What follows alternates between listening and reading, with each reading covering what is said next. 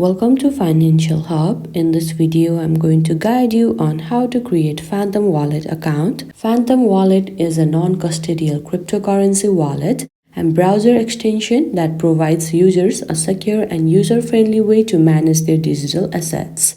Now, firstly, make sure you have the application on your device.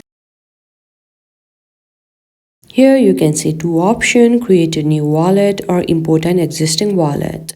We need to simply tap on the first one. Now here you can protect your wallet by using your Face ID. If you don't want this security or feature, you can simply tap on next.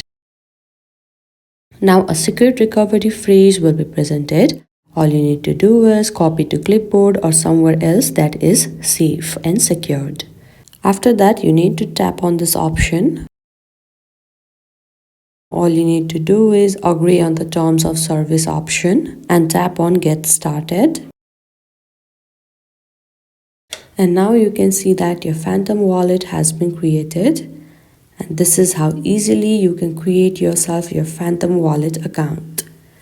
I hope you found this video helpful. Don't forget to like this video and subscribe our channel Financial Hub. Thank you.